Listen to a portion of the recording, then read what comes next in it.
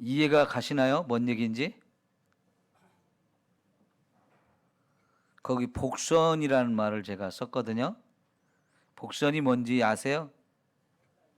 네, 모르시는 분. 예. 자, 이거는 뭐냐면요.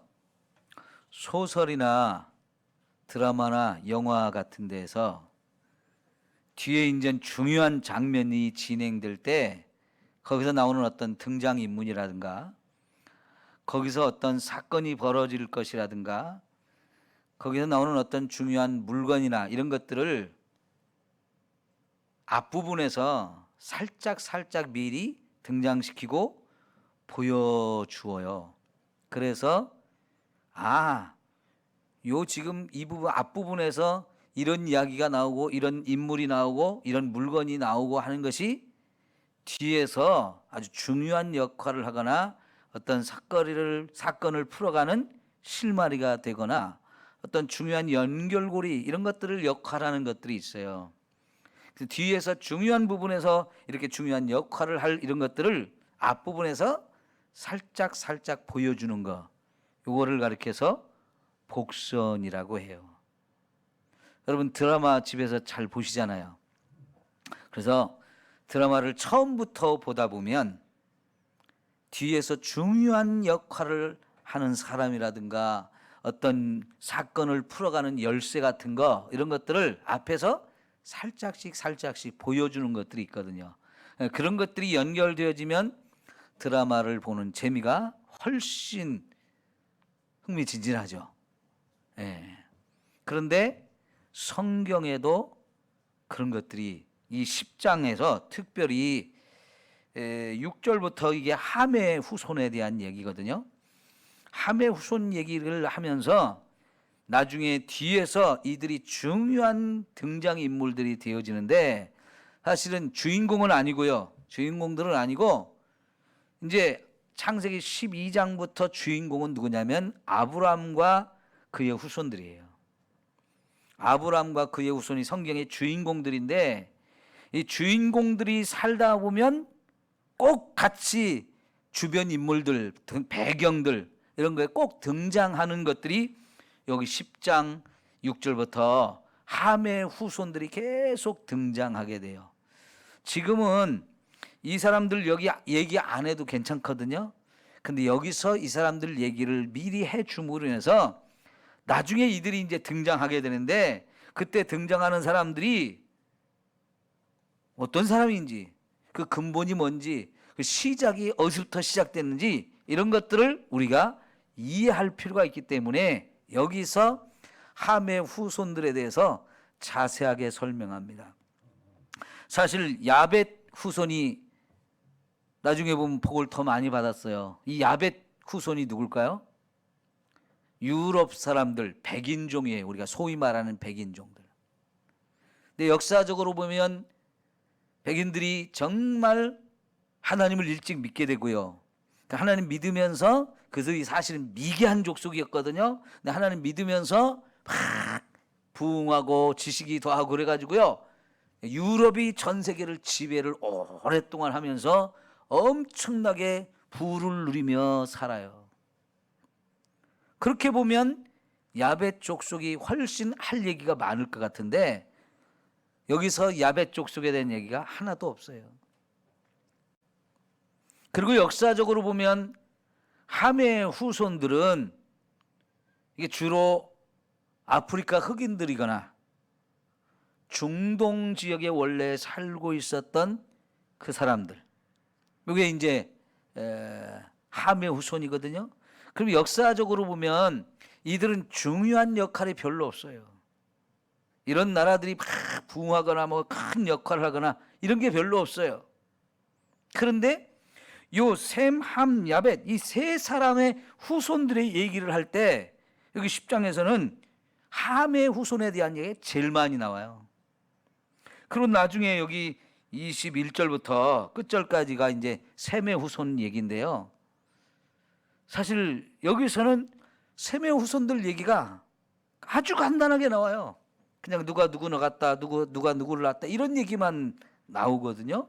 그런데 함의 후손 얘기를 할 때는 누가 또 무슨 일도 했고 어떤 일도 했고 이런 얘기들이 구체적으로 더 자세하게 나오거든요. 왜냐하면 나중에 이제 12장부터는 셈의 후손 중에서도 아브람과 그의 후손의 이야기가 이제 성경 전체 제일 중요한 주인공들로 등장을 하는데, 그들 이야기가 진행되는 과정 속에서 반드시 함께 나오는 사람들이 이 함의 후손이에요. 여러분, 왜 유럽 사람들과 미국 사람들이 아프리카 이 흑인들을 강제로 잡아다가 노예로 삼았을까요? 이들이 함의 후손이라는 것 때문에 성경을 잘못 해석해가지고 자기들 멋대로 성경을 해석해가지고 함의 후손, 그놈들 나쁜 놈들이야. 그러니까 그놈들은 여기서 노아가 함이 잘못한 걸 보면서 그 후손들을 저주했는데, 그래서 그럼 저주받은 놈들이니까 그놈들은 종으로 살아도 괜찮아. 우리가 잡아다가 종으로 삼고 막 일을 어렵게 시켜야 돼. 그런 식으로 성경을 해석해서 유럽 사람들이 막 아프리카 가서 막 그들을 잡아다가요 유럽에 팔아먹고 미국에 팔아먹고 그래가지고 그 아프리카 흑인들이 얼마나 고생을 많이 했어요. 근데 이 10장, 9장 10장을 자기들 멋대로 해석을 해가지고 그 함의 후손들을 다 무시해버린 거예요. 저주받아도 괜찮은 놈들, 이런 식으로 돼버렸는데, 여러분 성경을 그렇게 해석하면 안 되거든요. 가장 잘못된 해석의 예거든요. 자, 우리는 이 10장에서 이 함의 후손들 특별히 우리가 오늘 보는데, 이들이 여기서 등장하는 게 바로 나중에 중요한 역할들이 있기 때문에, 계속 등장하기 때문에 이들을 여기서 미리 어떤 사람들인지 소개를 해줍니다. 우선 6절을 봅시다. 함의 아들은 구스와 미스라임과 붓과 가나안이요 하면서 함이 4명의 아들을 낳은 것을 우리에게 소개를 해줍니다. 그렇다고 해서 함이 꼭 4명만 낳았을까? 이 시대만 해도 아직도 더 오랫동안 살았기 때문에요. 딱 4명만 낳았다고 생각하면 안 돼요. 왜냐하면 중요한 사람들만 여기 소개를 하고 있다고 볼 수 있어요. 아까 야벳에 관한 얘기, 셈에 관한 얘기를 하면서 그 사람들 얘기는 조금만 했다고 그랬죠. 왜 그러냐면 그들이 이 성경의 역사가 진행되는 과정에서 중요하게 등장하지 않기 때문에 그래요. 그래서 그냥 누가 누구를 낳고 누가 누구를 낳고 이렇게 간단하게 썼는데, 사실은 하나님이 생육하고 번성하라 했기 때문에 한 사람이 자식을 낳을 때 굉장히 많이 낳았을 가능성이 많거든요. 근데 여기 이제 함에 대해서 얘기할 때 아들 4명을 소개하고 있거든요. 그럼 이 4명이 다 역사적으로 중요하게 등장이 인물들이기 때문에 여기서 소개를 하는 거예요. 그러면 구스는 지금의 에티오피아 사람들이고요. 미스라임은 이집트, 애굽 사람이고, 붓은 잘 등장을 하지 않습니다. 리비아인데, 특별히 이제 가나안이 여기서 등장을 하는데, 이 가나안은 앞으로 이스라엘 백성이 살아가는데 굉장히 많이 등장하기 때문에 여기서 그 가나안이 누구인지도 소개를 하는 거예요. 이 사람들 구스, 미스라임, 가나안, 이 사람들은 앞으로 성경이 진행되는 데서 자꾸 등장합니다. 특별히 여러분 미스라임은 출애굽기의 배경이잖아요. 그죠? 애굽이 바로 출애굽기의 배경이고요. 거기서 한번 이스라엘 후손들이 막 종살이를 하고 거기서 해방돼 가지고 이제 나와서 다시는 이 애굽 사람들 보지 않도록 해라. 하지만 나중에 역사적으로 계속 또 등장하고 또 등장합니다. 왜냐하면 여러분 우리가 세계 역사를 배울 때 보면 전 세계에서 문명이 옛날에 아주 발전했던, 문명이 최초로 시작되고 발전되었던 4곳을 얘기하잖아요. 그 중에 한 곳이 나일강 문명이에요. 나일강 문명. 그 나일강 문명의 중심지가 구스로부터 시작해서 애굽까지 흘러오는 곳이거든요. 거기 이게 그러니까 고대에 이 애굽이 굉장히 강한 나라였어요. 아주 굉장히 강한 나라이고 거기서 가까이 살게 되는 유대인들하고는 계속 접촉이 있기 때문에 요 미스라임에 대해서 여기서 소개를 하는데 그들은 함의 후손이었다는 거. 구스도 종종 나오죠.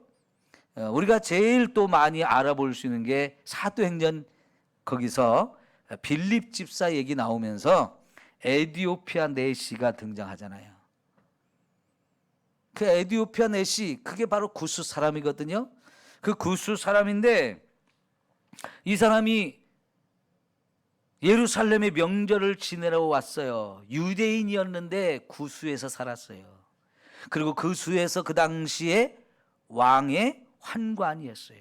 그 왕을 굉장히 총애를 받으면서 에디오피아 왕을 참 이렇게 잘 보필하던 사람인데 이 사람이 유대인으로서 예루살렘의 명절을 지내러 왔다가 가면서 예수님을 믿게 되고 그래서 돌아가서 전설에 의하면 이 자기 애굽 그 구수에 많은 사람에게 복음을 전했다고 얘기하거든요. 그래서 지금도 여러분 에디오피아에 가면 예수 믿는 크리스찬이 굉장히 많습니다. 근데 사실은 그 나중에 이 애굽과 더불어서 요 구스 땅까지 에디오피아까지 이슬람 세력이 쓸고 들어가서 그 지역을 완전히 이슬람 국가로 만들었거든요. 그때 이슬람 세력들이 쫓아올 때 이 구스에 살고 있던 많은 크리스찬들이 산속으로 숨어 들어가 가지고 지금도 에디오피아의 높은 고산지대에 이 크리스찬들이 숨어 살고 있어요.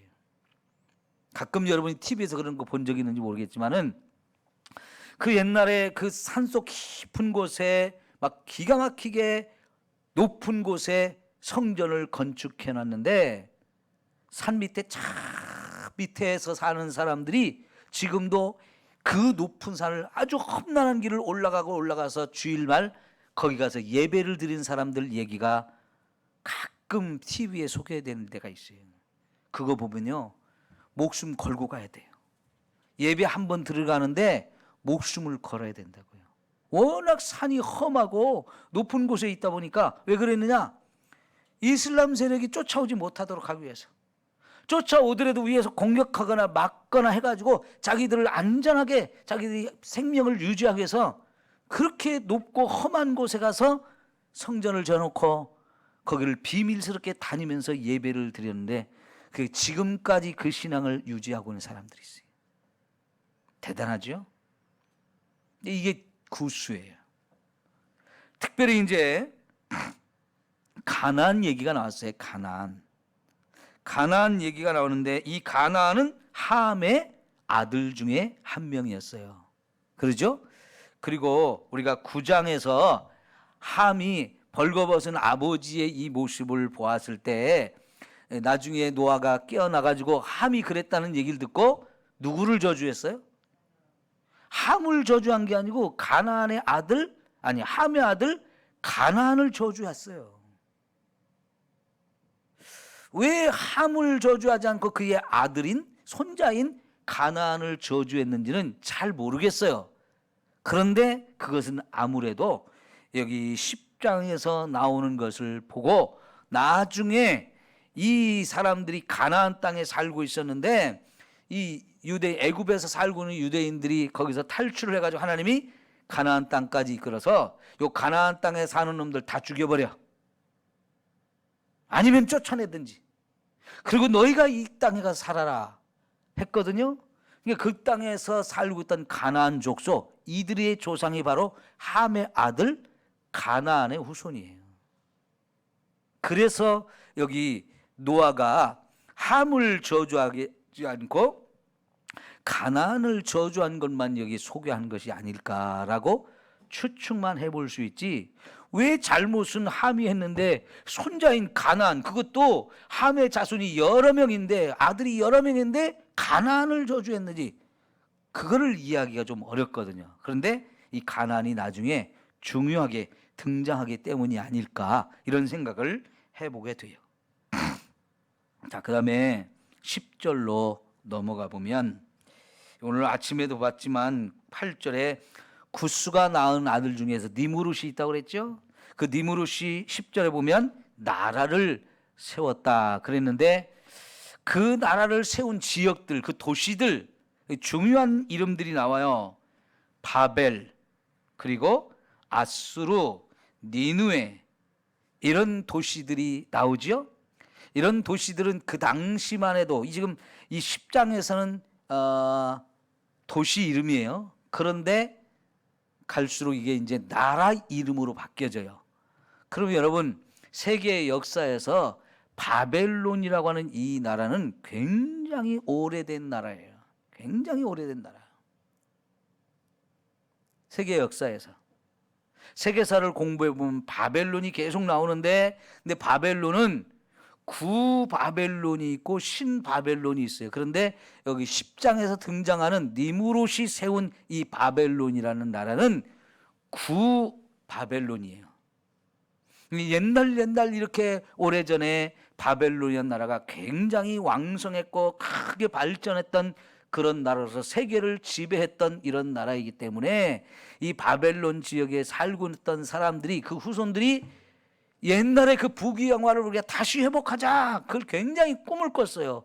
그러다가 진짜 또 만들어진 나라가 신바벨론이에요. 그게 이제 우리가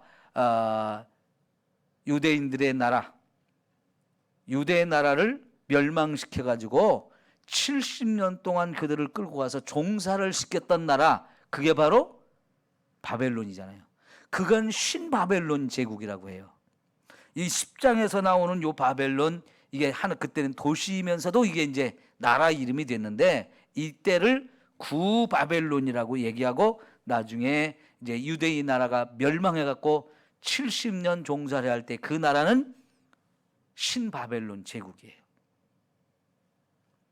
그런데 구바벨론, 신바벨론만 있는 게 아니고요, 이 현대 와서 또 바벨론 그 옛날의 제국을 다시 건설하자, 이런 꿈을 가지고 욕심을 가졌던 사람이 있었어요. 그 사람이 누군지 아시나요? 후세인이라고 하는 이집트의 왕이었어요. 예전에 이라크 전쟁 있었잖아요. 미국이 막 쳐들어가 가지고 이라크를 막 공격하고 퍼부어가지고 결국은 후세인을 잡았어요. 어디서 잡았습니까? 땅굴 파고 속에 들어가 숨어 있는 거 찾아냈잖아요. 그죠? 그래서 죽였잖아요. 그죠? 근데 그 후세인이 꿈꿨던 게 바로 그거예요. 석유 잔뜩 팔아가지고 막 돈을 많이 벌다 보니까 우리가 그래도 바벨론의 후손인데, 바벨론 지역에 우리나라가 있는데 우리 바벨론의 그 과거의 그 영광을 다시 회복하자 해가지고 다시 그걸 꿈꿔가지고 막 주변에 있는 나라들 괴롭히고 막 공격하고 그러다 보니까 미국이 너희들 까불지 마, 그러다 한 방 맞는다, 자꾸 경고했는데도 말을 안 듣고 교만하게 하다가 진짜 미국이 가서 사막의 폭풍작전이라고 해서 그냥 완전히 다 쓸어버렸잖아요. 후세인이 그런 꿈을 꿨던 것은 자기들이 조상이 바벨론이라고 생각했기 때문에 그래요. 이 바벨론은 그래서 역사 가운데서 3번이나 중요하게 등장하는 것을 우리가 볼 수 있는데, 안타깝게도요, 이 바벨론이라는 나라는 그렇게 막 일어날 때는 왕성하게 일어났는데 망할 때는 또 한순간에 망해요. 요 지금 10장에서 11장에서 등장하는 이 바벨론, 어마어마한 큰 나라였지만은 최초의 나라이고 니무롯이 힘으로 마주 모두를 다 굴복해가지고 꼼짝 못하게 하면서 어마어마한 이 공사를 진행하는 이런 왕이었지만요, 하나님이 스탑 하면서 멈추게 하니까요, 그냥 나라가 한순간에 망해버린 거예요. 그 바벨론을 이루고 있던 사람들이 다 흩어져 버렸어요. 그리고 여러분, 우리가 이제 나중에 남쪽 유다가 멸망할 때 일어났던 그 바벨론이라는 나라, 그 바벨론이라는 나라도요, 망할 때 한순간에 망했어요. 그죠? 이스라엘 백성들 종으로 끌고 와서 70년 동안 종사를 시켰는데 유대인들 종으로 삼고 70년 동안 괴롭히다가 결국은 자기들이 망했어요. 유대인들을 괴롭히다가. 한순간에 망했어요. 그런데 그 바벨론이 유대를 멸망시킬 때는 어마어마한 대제국을 건설했어요. 엄청 컸어요. 한순간에 막 단기간에 빠른 기간에 막 일어나가지고 주변에 있는 막 그 어마어마한 나라들 다 멸망시키고요. 갑자기 큰 대제국이 돼서 정말 대단했었는데 그 위세가 너무너무 대단했는데요. 망할 때 한순간에 망했어요. 여러분, 다니엘이 벨사살 왕이 이렇게 본 환상, 그걸 해석해 줬잖아요. 갑자기 벽에 손가락이 나타나서 막 메네 데겔 우바르시라는 글자 써놓은 거, 다니엘이 와가지고 그걸 해석해 줬는데, 하나님이 너를 저울에 달아보니까 모자란다. 그래서 하나님 너를 망하게 한다. 그날 밤 망했어요. 다니엘이 꿈 해석을, 그 환상을 해석해 준 그날 밤 바로 망했어요. 그리고 등장하는 나라가 페르시아, 바사국이잖아요. 그리고 그날 그렇게 이제 파사국이 세워지면서 파사의 고레스 왕이 유대인들 종사하려고 하는 사람들 다 돌아가라, 이렇게 돌려보내는 거. 그러니까 이 바벨론이라는 나라가 일어날 때는 막 어마어마하게 순간적으로 일어났다가 순간적으로 망하는 이런 나라가 대표적으로 바벨론이에요. 나중에 성경을 이해하는데 등장하는 이 바벨론, 우리가 알아야 되기 때문에 여기서 그들의 시작이 어떠했는지를, 그게 바로 함의 후손이었다는 것을 가르쳐 주고요. 11절에 보면 아수르가 나와요. 근데 이 아수르도 나중에 등장하죠. 언제 등장합니까?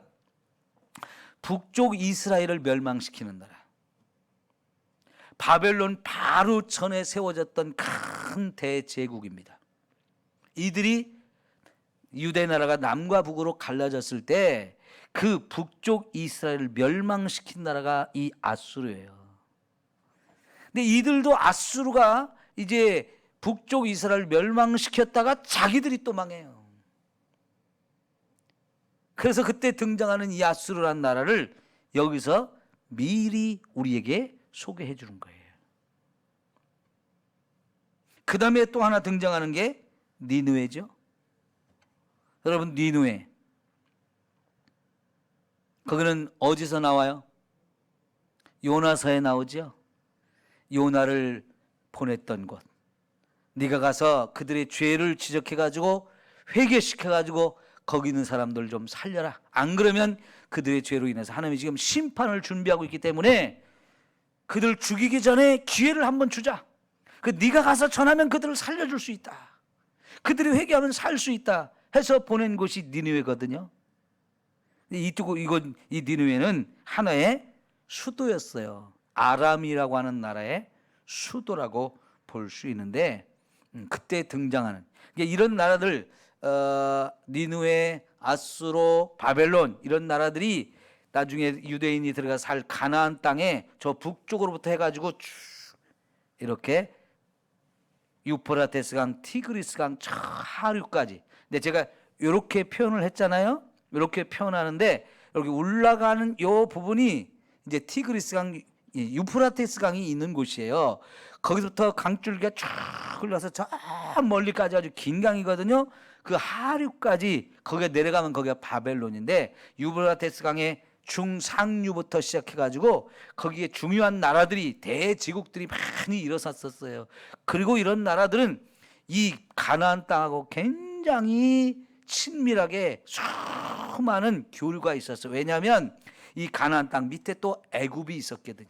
그러니까 여러분, 아까 말씀드린 대로 4대 문명 발상지가 이집트 나일강, 그 다음에 유프라테스 티그리스강 문명, 그 다음에 인도로 와서 겐지스강, 중국에 와서 황하 문명이잖아요. 근데 인도와 황하는 좀 멀기 때문에 이게 교류가 쉽지 않았는데, 요 나일강 문명하고 유프라테스 티그리스강 이 문명은 지리적으로 멀지 않았기 때문에 서로 교류를 많이 했어요. 그 교류를 하는 중간 부분에 요 가나안 땅이 있고 여기에 유대인들이 살다 보니까 이 땅을 계속 오고 가면서 접촉이 많았던 곳이다 보니까 남쪽이 강하면 반드시 애굽 쪽에서 세력이 올라와서 저쪽 유프라테스 티그리스 강 그쪽을 쳐들어가려고 하고요. 또 유프라테스 티그리스 강 이쪽의 세력이 강해지면 또 나일강까지 쳐들어가서 이렇게 굉장히 시끌기도 하고 서로 전쟁도 많이 하고 문물이 막 무역이 오고 가기도 하고 굉장히 활발했어요. 그래서 이 바벨론, 아수르, 니느웨 이런 데는 이 유대 나라하고 굉장히 밀접한 관계가 있어서 자주 등장하고 유대 나라에 많은 영향을 주고받는 나라들이기 때문에 여기서 미리 이들을 소개해 주고 있는 거예요. 그들의 기원이 어떻게 되는지, 언제 그들이 시작됐는지를 여기서 미리 설명해 준단 말이에요. 그 다음에 이제 우리가 나오는 게 15절부터예요. 15절. 자, 여기는 읽어봅시다. 시작. 가나안은 장자 시돈과 헷을 낳고 여부스 족속과 아모리 족속과 기르가스 족속과 히위 족속과 알가 족속과 신 족속과 아루앗 족속과 스말 족속과 하맛 족속을 낳았더니 이후로 가나안 자손의 족속이 흩어져 나갔더라. 가나안의 경계는 시돈에서부터 그라를 지나 가사까지와 소돔과 고모라와 아드마와 스보임을 지나 라사까지였더라. 자, 이제 가장 이제 우리가 오늘 봐야 될 중요한 부분이 요 가나안의 후손. 가나안은 함의 아들 중에 하나였죠. 함의 아들 중에 하나였어요. 근데 그가 살고 있는 지역이 또 가나안이라고 하는 지명으로, 이게 가나안이란 함의 아들의 이름인데 사람 이름인데 그 사람이 가서 삶으로 인해서 그 지역 자체를 가나안 땅이라고 지명을 붙였어요. 근데 그 가나안이 자식을 여러 명 낳았어요. 첫째가 시돈이고 헷이고 여부수, 아모리, 기르가스, 히위, 알가, 신, 아루앗 이런 자식들. 근데 이런 사람들이 다 뭐냐면 가나안 땅에 유대인들이 들어가서 살 때 7족속이 거기 살았다고 그랬어요. 7족속. 그 7족속이 다 거의 대부분 여기 등장하는 사람들이에요. 애굽에서 나와서 하나님이 젖과 꿀이 흐르는 가나안 땅으로 너희를 들여보낼게. 근데 그 땅이 주인이 없는 빈 땅이 아니고 그 땅은 이미 이 함의 후손 중에서 가나안의 후손들이 7족속이 그곳에 땅을 차지하고 살고 있었던 곳인데 그 사람들, 그 지역들을 지금 여기서 미리 소개해 주고 있다는 얘기예요. 이들이 바로 이제 나중에 유대인들이 그 땅에 들어가서 계속 전쟁을 해가지고 죽이거나 쫓아내거나 아니면 종으로 삼아가지고 이제 유대인들이 그 땅에 들어가서 하나님의 나라를 세우는 곳, 거기가 바로 요 가나안 땅, 가나안 족속들이 살고 있는 족속이라는 거죠. 그래가지고 시돈이라고 하는 이 장자는 시돈인데 가나안 7족속에 속하지는 않지만 이 가나안 땅 위쪽에 시돈이라는 나라를 따로 가지고 있었고요. 그 위쪽에 두로라는 나라도 있었어요. 그래서 이들이 다 이제 가나안 족속이라는 것을 우리가 알 수 있고요. 특별히 이제 19절에 보면 경계가 시돈은 그 가나안 땅의 저쪽 북쪽 위쪽 경계이고요. 밑에가 그랄 혹은 가사예요. 요 그랄이나 가사 이런 데는 나중에 아브라함과 이삭이 이제 가나안 땅에 흉년이 들어가 가지고 잠시 이렇게 피난을 가서 살던 그런 지역이거든요. 그래서 나중에 다 이렇게 나올 지명이기 때문에 이런 것들을 미리 여기서 소개를 해줘요. 자, 그러면 오늘 말씀을 좀 정리를 하려고 그러는데 여기 보세요.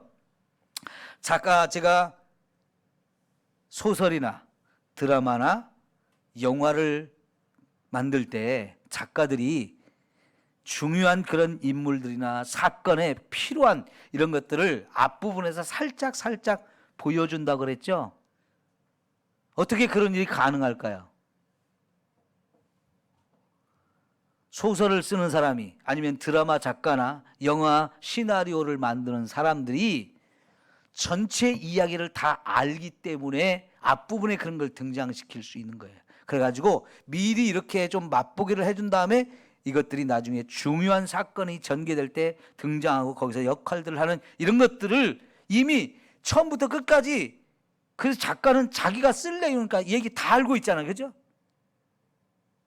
그러니까 이 사람들은 이 인물을, 이 사건을, 이러한 물건을 요 앞에서 살짝 미리 보여주면 이걸 읽는 사람들이 나중에 그걸 이렇게 딱딱 맞추는 재미가 있겠구나 해가지고 미리 보여주는 거, 그걸 아까 제가 복선이라고 했잖아요. 그런 것이 참 재미있는 하나의 요소예요. 책을 읽거나 드라마를 보거나 영화를 볼 때 그런 복선을 미리 딱딱 찾아가지고 이것이 이렇게 연결이 되는구나, 이렇게 탁탁 연결이 되면 그게 참 보는 재미를 더하거든요.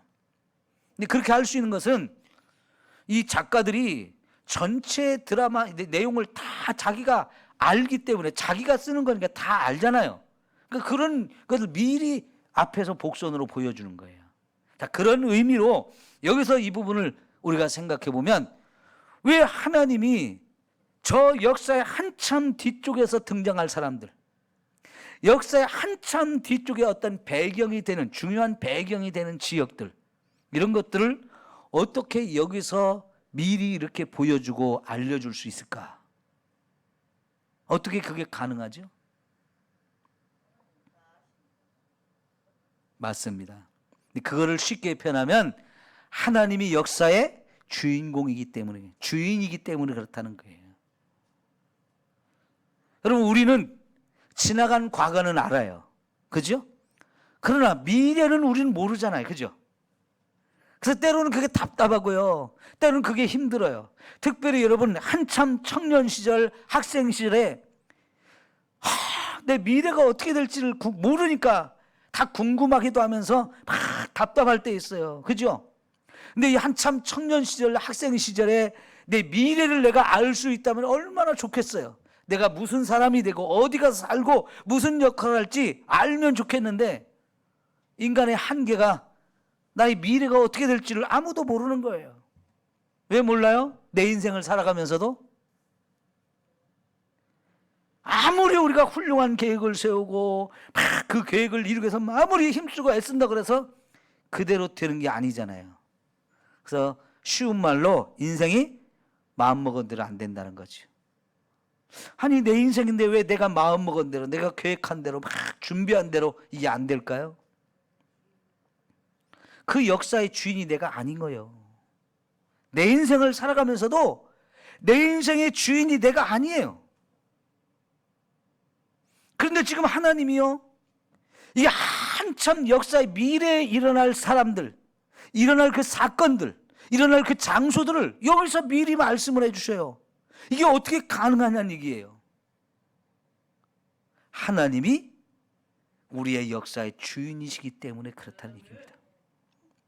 하나님은 우리의 지나간 과거만 아시는 게 아니고 앞으로 우리 인생의 미래에서, 그거 10년이 됐든 50년이 됐든 100년이 됐든 5000년이 된다 할지라도 하나님은 역사의 저번 미래까지 그분이 다 알고 계세요. 왜?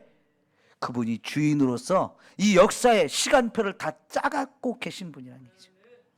하나님이 역사의 주인이신데 미래에 무슨 일이 일어날지를 하나님이 이미 다 준비하고 계세요. 그분이 계획하셨어요. 그리고 그분이 계획하신 대로 지금 역사가 흘러가고 있는 거예요. 그 하나님이 주관하는 역사 가운데 어느 한편에서 어느 시점에 저와 여러분이 태어났어요. 그것도 이 대한민국 군산 땅에. 그것까지도 하나님이 다 아시는 분이고 그것까지도 하나님이 다 계획하셨다는 얘기예요. 그러니까 테스 형하고 테스 형 한번 불러봐요. 세상이 왜 이러냐고 불러봐요. 거기는 몰라요. 그 사람은 과거에 살았던 인물일 뿐이지요. 철학적으로 좀 많은 깨달음을 가지고 많은 사람한테 중요한 가르침을 줬던 훌륭한 사람인 건 맞는데, 그도 역시 그냥 한 역사의 어느 한 시점에 잠깐 나타났다가 사라진 존재에 불과해요. 지금 이 세상이 왜 이런지, 앞으로 세상은 어떻게 될지 그걸 아실 수 있는 분은 하나님 한 분밖에 없어요. 점쟁이한테 가면 알 수 있나요? 점쟁이한테 간다 해도 점쟁이가 어떻게 저와 여러분의 미래를 알 수 있을까요? 모릅니다. 점쟁이들은. 지나간 과거는 사탄이 가르쳐 주니까, 귀신들이 가르쳐 주니까 알 수 있지요. 그러면 과거를 맞추면 쪽지 깨라고, 어떻게 그렇게 아냐고, 그래서 미래도 맞출 것 같은 이런 생각을 가지고 내 미래 좀 봐달라고 이렇게 얘기하거든요. 그거는 하나님이 아니기 때문에 그들은 절대로 우리의 미래를 알 수가 없어요. 그건 속이고 장난하는 거예요. 우리의 미래를 아시는 분은 하나님이에요. 여러분, 정말 내 미래가 궁금하고 그래서 그걸 알아서 뭔가 미리 좀 준비하고 싶은 그런 마음이 간절하면 하나님께 물어서 기도하세요. 하나님, 내 10년 후에 20년 후에 난 뭘 하고 있을까요? 하나님께서, 저 같은 경우 제가 중학교 1학년 때 은혜 받았을 때 하나님께서 저에게 목사가 되고 싶은 마음을 주셔서 저를 불러주셨어요. 왜 그래요? 저를 목사로 세우고자 하는 하나님의 계획이 있었기 때문에 그런 거예요. 특별히 여러분의 자녀를 키우면서 이 다음에 이 아이가 이런 사람 됐으면 좋겠고 저런 사람 됐으면 좋겠다라고 이런 기대를 가지고 막 아이들한테 꿈을 심어주고, 너 이런 사람 돼야 돼, 이런 사람 돼야 돼, 막 이럴 것도 하고, 그거 되기 위해서는 공부도 열심히 해야 된다, 이것도 배워야 된다, 막 얼마나 그래요. 근데 여러분, 아무리 생각해봐도 학창시절에 가졌던 그 꿈과 그런 비전, 그렇게 되는 사람 별로 없어요. 왜요? 내가 되고 싶다고 해서 되는 게 아니거든요. 역사가 내 마음대로, 내가 계획한 대로 흘러가는 게 아니에요. 내가 역사의 주인공이 아니기 때문에, 주인이 아니기 때문에 역사는 하나님이 주관하시고 그분이 계획한 대로 흘러가시니까 나하고 상관없이 가는 거예요. 진짜 그런데 내가 그 역사 가운데 중요한 역할을 하려면 하나님께 물어야 된다는 거예요. 하나님, 제가 뭘 할까요? 제가 뭘 준비하면 될까요? 자꾸 하나님께 물으면 사도행전 2장에서 뭐라고 그랬어요? 하나님이 성령을 부어주시면 너희 자녀들은 꿈을 꿀 것이다, 비전을 가질 것이다, 네? 환상을 보게 될 거다.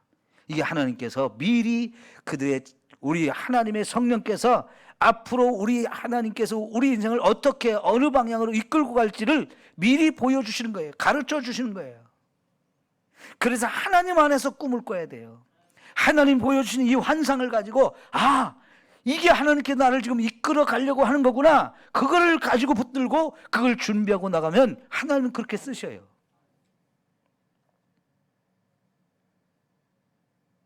그래서 여러분, 여기서뿐만 아니라 하나님께서 예언한 말씀들이 많잖아요. 앞으로 하나님 무슨 일을 하실지, 하나님이 앞으로 무슨 일을 하실지를 예언한 말씀들이 성경에 많이 나오죠. 그거 믿어야 돼요, 안 믿어야 돼요? 예? 그건 반드시 믿어야 됩니다. 왜냐하면 그것은 하나님의 계획이기 때문에.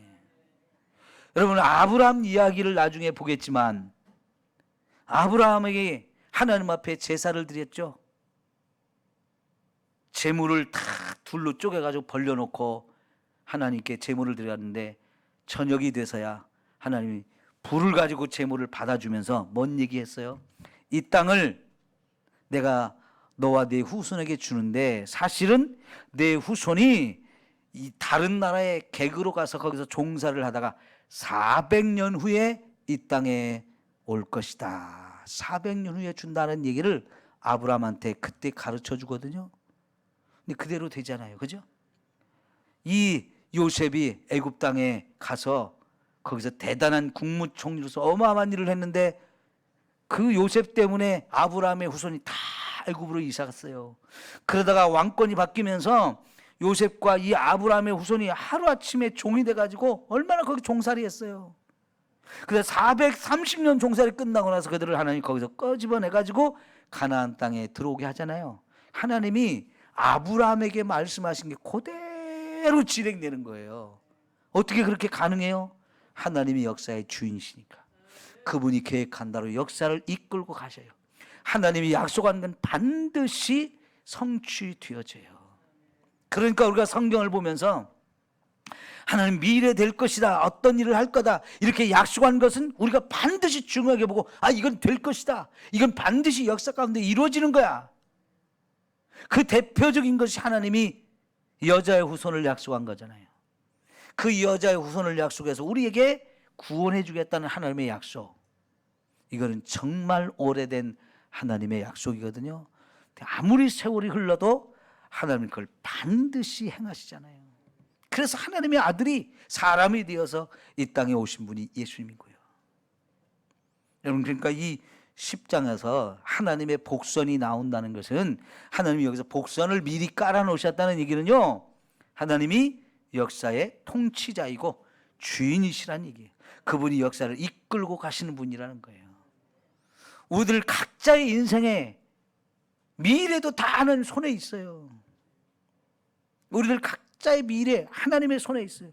하나님이 저와 여러분을 구원하시면서, 예수를 믿어 구원시키면서 너희들 천국으로 인도한다, 이게 하나님의 약속이거든요. 그럼 될까요, 안 될까요? 반드시 구원 받는 거예요. 그러죠? 그러니까 여러분, 하나님이 얼마나 대단하신 분이, 그럼 그 하나님을 믿어야 돼요. 하나님 없이 살 수 있나요? 하나님 없이 사는 인생은 고달픈 거예요. 왜? 하나님이 우리 인생을 어떻게 끌고 가는지 이거 관심 없고 내 멋대로 살려고 하다 보니까 이거 피곤한 거예요. 하나님이 끌고 가는 역사를 따라 같이 가야 되는데, 그러면 주와 같이 길 가는 것 즐거운 일 아닌가 하면서 신나게 가거든요. 근데 그 하나님 상관없이 내 마음대로 내가 주인공으로 돼가면서 살겠다고 하는 것은 그냥 막 좌충우돌하는 거예요. 이리 가도 안 되고 저리 가도 안 되고 또 막히고 또 막히고 만사불통하는 이런 인생이 될 수밖에 없어요. 그러니까 여러분, 역사의 주인이 되신 그 하나님께서 저와 여러분을 사랑하시면서, 내가 너를 이렇게 축복할게, 내가 너를 이렇게 인도할게, 내가 너를 이렇게 구원할게, 이게 최고의 축복받는 거고요. 그 하나님 따라서 그 하나님과 함께 동행하는 것이 최고 행복한 거예요. 하나님 없이 나 살 수 있습니다, 내가 내 마음대로 살래요, 내가 내 인생의 주인공 할래요, 그래봐야 내 마음대로 되는 건 하나도 없어요. 하나님이 허락하지 않으면 절대로 되어줄 수 있는 게 없다는 얘기죠.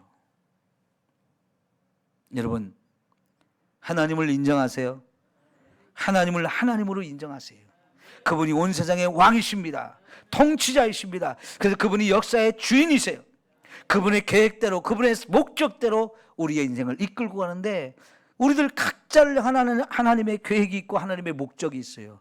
그걸 깨닫고 그걸 따라서 하나님 나를 써주세요, 나도 그렇게 하나님을 위해 살겠습니다, 이러면서 가는 인생이 제일 행복한 거예요.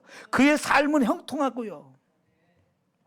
그럼 우리가 고집 부리면서 하나님 나 좀 내버려서요, 왜 날 자꾸 간섭하세요? 나도 하고 싶은 게 있는데, 내 마음대로 살고 싶은 게 있는데 자꾸 그래봐야 그건 고생이에요. 하나님이 이끌고 가는 역사의 방향과 목적과 뜻에 전혀 맞추지 않기 때문에 이 하나님이 인정해 줄 수가 없어요.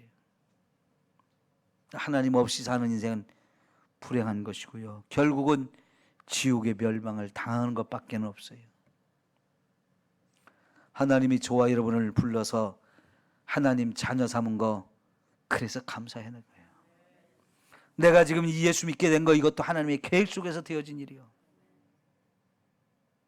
우리를 선택하시고 불러주셔서 예수 믿게 한 거, 얼마나 감사한 거예요. 그죠? 이 하나님의 은혜를 믿으면서 하나님과 함께 가십시오. 동행하십시오. 그분을 내 인생의 주인으로 모시고 살아야 바른 길이고요, 행복한 길이고 최고의 길이에요. 그래서 무슨 일이 있을 때마다 하나님 어떻게 해야 되죠? 왜 이렇게 됐죠? 자꾸 물어보세요. 테스트형 100번 1000번 불러봐야 의미 없어요. 하나님 불러야 돼요. 하나님 가르쳐 주세요, 인도해 주세요, 하나님 저 좀 써주세요. 이게 지혜로운 겁니다. 이게 진짜 믿음으로 사는 거예요. 기도합시다.